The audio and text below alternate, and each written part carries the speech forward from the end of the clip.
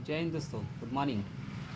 दोस्तों, डीवी की बात करेंगे। फार्मासिस्ट की डॉक्यूमेंट वेरिफिकेशन होना है और 3 दिन में होना है और 2 पालियों में होना है। और उससे पहले 2-3 प्रॉब्लम आ रही है, उनको शेयर कर लेते हैं। और किसी को और कोई प्रॉब्लम हो तो बताएं हमको। हमको 3 प्रॉब्लम इम्पोर्टेंट लगी जो बच्चों को परेशान कर रही हैं। नंबर 1 कि डिप्लोमा में पार्ट 3 कौन सा होता है, पार्ट 1, पार्ट 2 और पार्ट 3। तो डिप्लोमा भैया 2 साल का होता है। तीसरा जो है पार्ट जो है हमारा, यानी फर्स्ट ईयर पहला पार्ट होता है, सेकेंड ईयर दूसरा पार्ट होता है, और तीसरा पार्ट जो हमारा ट्रेनिंग का होता है। बिना ट्रेनिंग के आप ना रजिस्टर्ड फार्मासिस्ट कहलाइएगा, ना आपका रजिस्ट्रेशन होगा बिना ट्रेनिंग के। तो ट्रेनिंग जो सर्टिफिकेट बना है, हॉस्पिटल में आपने ट्रेनिंग किया है 500 घंटे की, वही तीसरा हमारा है। ठीक है। अब बात करते हैं दूसरे में। तो दूसरा मुद्दा है कि मेरे बच्चों का मेरा खुद का मोबाइल नंबर नॉट रजिस्टर्ड दिखा रहा है। मतलब रिन्यूअल कर रहा हूँ तो नॉट रजिस्टर्ड दिखा रहा है, और काफ़ी बच्चों का रजिस्टर्ड नहीं होगा, और किसी का हो गया रिन्यूअल। तो उसमें हम लोगों की तो प्रॉब्लम नहीं है। और कल मैं पटना जाऊँगा और जाके पूछता हूँ क्या हुआ है, क्यों ऐसा दिखा रहा है। ठीक है। और मुझे लगता है कुछ नहीं, अधिकारी लोग कहेंगे 1-2 दिन में अपडेट हो रहा होगा। मुझे पता है थोड़ा धीरे सॉफ्टवेयर चल रहा होगा उन लोगों का। अपडेट नहीं हुआ है, हो जाएगा 2-4 दिन में। नहीं होगा तो जाके बनवाया जाएगा, यूटीवी में दिखाना है। और तीसरी बात, सबसे बड़ी बात, रिजर्वेशन की बात कर लेते हैं। रिजर्वेशन का बार बार पूछ रहे हैं लोग, आप लोग कि रिजर्वेशन क्या, महिलाएं इतनी पास आउट नहीं हुई हैं तो क्या होगा। तो महिलाएं लगभग 130, 35, 40 के आसपास पास हुई हैं, इससे ज़्यादा नहीं हुई हैं सारी महिलाएं। और टोटल सीट मिला के देखा है तो महिलाओं की सीट 700 से ऊपर है। तो क्या ये खाली सीटें जाएंगी तो ये लड़कों को मिल सकती हैं कि नहीं। तो देखिए, 2 प्रकार का रिजर्वेशन हमारे भारत में लागू है। एक है हमारा वर्टिकल, यानी कि सीधा। ठीक है। और एक हॉरिजेंटल, मतलब बराबर, यानी कि बराबर का। तो हॉरिजेंटल जिसे बोलते हैं हम लोग, है ना, और वर्टिकल बोलते हैं सीधा। वर्टिकल का मतलब होता है कि मतलब सीधे सीधे कैटेगरी को आरक्षण दिया गया है। एसटी को इतना, एससी को इतना, ओबीसी को इतना, जनरल को, ईडब्ल्यूएस को इतना दे दिया डायरेक्ट। लेकिन हॉरिजेंटल आरक्षण क्या कहता है, हॉरिजेंटल आरक्षण कहता है कि महिलाओं को 35% उस आरक्षण में से अलग आरक्षण है। देखिए मेरे पास लिस्ट है फार्मासिस्ट की, आप देख सकते हैं, और बाकी मैं आपको भेज देता हूँ, आप देख लीजिएगा। मैं पूरा बायोडाटा निकाल के रखा हूँ। तो मतलब जैसे कि यूआर की सीटें हैं मेरी 904, तो उसमें अगर 35% निकालेंगे महिलाओं का आरक्षण, जो हॉरिजेंटल है, केवल हॉरिजेंटल जो आरक्षण है वो 316 है। तो क्या ये 316 सीटें भरेंगी या ये तो ऑलरेडी खाली रह जाएंगी, क्योंकि महिलाएं टोटल पास जो हुई हैं, टोटल पास वो 150 हुई है मान लीजिए, है ना। और टोटल इसमें सीट है लगभग लड़कियों के लिए 700-800। और टोटल हमारा जो पोस्ट था 2473 हम लोग की सीटें थी। उसमें से बच्चे टोटल पास हुए हैं 1025। तो क्या आरक्षण कैसे कैसे होगा, लड़कियों की सीट खाली जाएगी कि नहीं। तो देखिए, हॉरिजेंटल जो है ना, वर्टिकल से सीधा सीधा होता है, जो ओबीसी है ओबीसी है। ठीक है, उसमें नहीं देखा है। लेकिन ओबीसी के अंदर भी, जैसे मान लो ओबीसी को 30% दिया गया, तो 30 सीटें अगर दी गई उनको, तो 30 में से 35% फिर महिलाओं को दी गई हैं। तो समझ लो 3 × 15, मतलब 11 या 12 सीटें महिलाओं का रिजर्व रहेगा। मतलब उन एससी में से भी 11 महिलाएं कम से कम होनी चाहिए उसमें। ये मतलब हो गया। जैसे कि मेरी मेरी डीसी की सीटें हैं 458 है, जैसे 127 मेरी महिलाएं, जिसमें 35% आरक्षित है। तो जो महिला जो है मेरी 127, ये होनी चाहिए।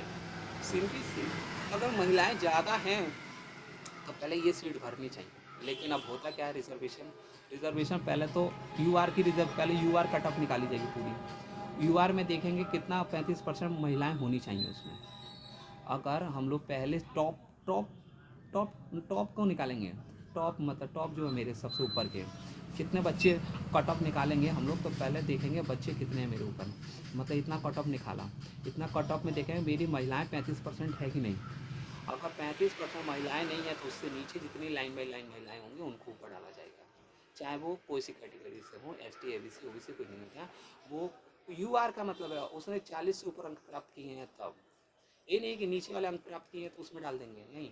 यू आर कैटेगरी से महिला ने अपना यू आर की कैटेगरी से नंबर ज़्यादा लाई है, उसमें उसको डाला जाएगा। देखें कितनी महिलाएं, तो महिलाएं 35% मेरी महिलाएं होनी चाहिए उसमें। अगर महिलाएं नहीं होती हैं तब उन लड़कों को उसमें ऐड किया जाएगा, ठीक है। अगर 40% से ऊपर महिलाएं नहीं जाती तो अब आते हैं नीचे। अगर नीचे आएंगे तो जैसे कि मेरी ओबीसी है, ओबीसी का मतलब साफ साफ समझ लीजिए, अगर बीसी की महिला है, अगर उसको उसमें सीट आरक्षित है तो वो सीट में सिर्फ महिला आरक्षित रहेगी और जितने बचेगा बाकी उसमें पुरुष और महिला दोनों हो सकते हैं। ये इम्पोर्टेंट है। अगर महिला नहीं है, मान लो वो सीट उसमें ही खाली जा रही है, मान लीजिए 100 सीट मेरी पीसी की है, 100 में से 35% आरक्षित है, मतलब 35 सीट महिला की हैं, और वो महिला 35 नहीं है, किसकी, बीसी की समझ लेना हो, यूआर कैटेगरी में जाना भी 35 अगर महिला नहीं है मेरी बीसी में, तब क्या होगा, तो जितनी महिला पहले मेन कैटेगरी में आएंगी, मतलब मेन उस बीसी है मेरी, तो बीसी में महिला जितनी है टोटल डाल दी जाएंगी। उसके बाद लड़कों की बारी आएगी, तो बाकी अगर उनकी सीट खाली जाती है तब क्या हो गया। ये तो यही जो हॉरिजेंटल में जो बता रहा है हमारा आरक्षण 35%, अगर महिला नहीं है तब क्या होगा। तो मैंने सुबह सुबह अपने मेरे पैरामेडिकल एसोसिएशन के अध्यक्ष हैं हमारे भारत भूषण जी, उनसे सुबह ही सुबह आज 10 बजे फ़ोन करके मैंने पूछा कि क्या है इसमें, तो उनको पता नहीं, कह रहे ये तो लड़कियों का है तो लड़कों को क्यों, तो जरूरी नहीं है। तो फिर यही आरक्षण उनको भी इतना कंफर्म नहीं है। तो मैंने पूरा रिसर्च करने के बाद मुझे यही पता चला कि आरक्षण जो हॉरिजेंटल आरक्षण है उसमें मिल सकती है सीट। उस आरक्षण का मतलब था मतलब महिलाओं को आगे बढ़ाना। ये मतलब नहीं है कि उनकी सीटें अगर बच रही तो उन सीटों को बचा के रख देना।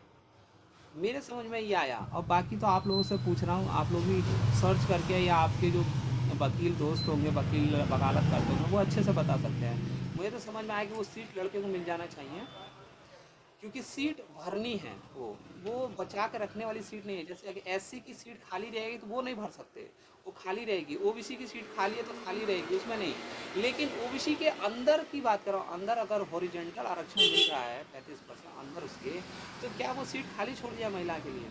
तो कहीं कहीं ये डिपेंड करता है कि कैसी पोस्ट है आपकी, मतलब किस स्थिति में आपकी नौकरी है, मतलब कौन निकाला है नौकरी, क्या वहाँ ज़रूरत है वैकेंसी में लड़कों की, या कैसा क्षेत्र है आपको कि इमरजेंसी ज़रूरत है, तब वो मिल जाती है सीट। कुछ सीटें उसमें से लड़कों को दी जाती हैं अगर लड़कियां नहीं रह पाती हैं इतनी तो, ठीक है। ये मुझे समझ में आया कि मैंने देखा तो एक जगह पता चला कि डिपेंड करता है कि वैकेंसी किस रूप से है। अगर वो इमरजेंसी वैकेंसी है जिसमें ज़रूरी है, मतलब जो मतलब कैंडिडेट ज़रूरी है, अगर उसमें लड़की नहीं मिली तो कुछ सीटें जो है लड़कों को दी जाती हैं, ये मुझे पता चला है बस। तो मेरा बस कहना ही है, यही है लास्ट में, कि हाँ सीटें मिलती हैं इमरजेंसी बेस में, वो सीटें बचा के बर्बाद करना नहीं होता है सरकार का मकसद। तो यही है कि सीटें मिल जाती है। अब पता नहीं हमारी सरकार हमारा जो बीपीएससी जो है वो किस हिसाब से आवंटन करेगा सीट की, देगा कि नहीं देगा वो जानता ही है। हमारे पास कोई लिखित प्रूफ नहीं है, क्योंकि पूरे नोटिफिकेशन में बीटीएससी के कुछ भी नहीं लिखा है इस चीज़ से रिलेटेड। तो बाकी आप लोग भी रिसर्च करके एक बार और बीटीएससी का जो नोटिस उसको पढ़ के देखिए, हो सकता है उसमें हो।